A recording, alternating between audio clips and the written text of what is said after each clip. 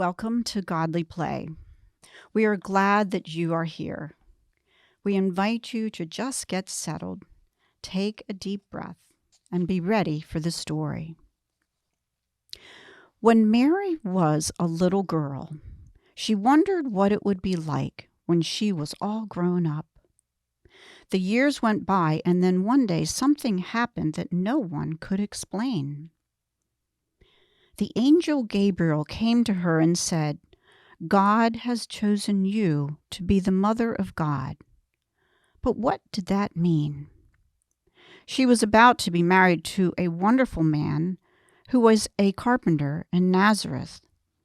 His name was Joseph. Then the angel came to Joseph and said that Mary was going to have a baby, and that baby was God. Now Joseph was confused too, but Mary and Joseph were married anyway, and the baby was born. They named him Jesus. Many more things happened that were hard to understand. When Jesus was just 8 days old, they took him to the temple in Jerusalem to present him to God, as was the custom. Old Simeon was there waiting. When he saw Jesus, he said something like, "Now I can die. I have seen the Messiah." When Jesus was about 12, Mary and Joseph lost him in Jerusalem, but found him in the temple. He said, "Didn't you know that I would be in my Father's house?" But Joseph's house was in Nazareth, where the carpenter's shop was. The boy became more confusing as he grew to become a man. When he began to teach, he returned to his home synagogue and read from the scroll of Isaiah about the coming of the Messiah. He then said that he was the one. Mary must have remembered the angel Gabriel, but the people of Nazareth were very angry. They tried to throw him off a cliff. At a wedding, he changed the water into wine.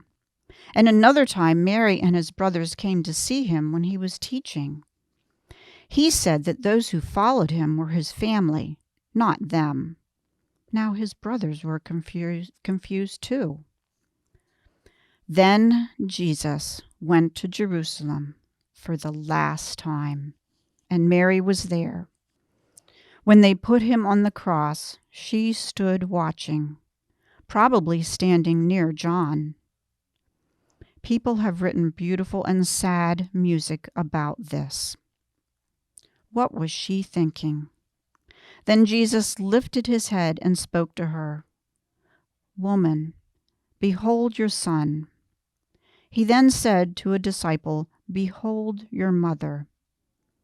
The disciple, who was probably John, took her into his own home and cared for her in her old age. When they took Jesus down from the cross, Mary was still there. Sometimes you see a painting of Mary holding Jesus in her lap. The next day was very quiet and empty for Mary.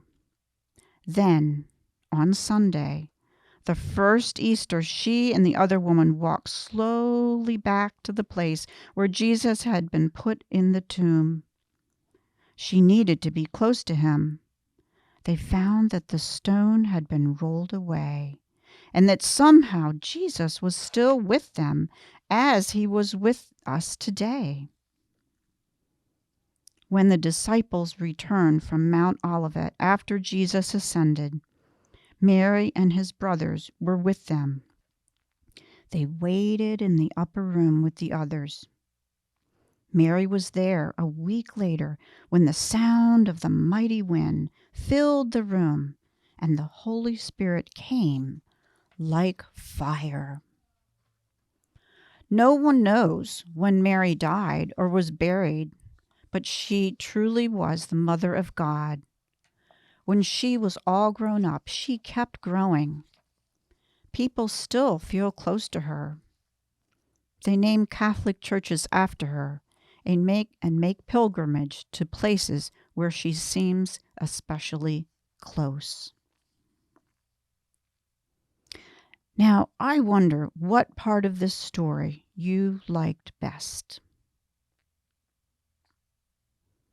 I wonder what part is the most important part.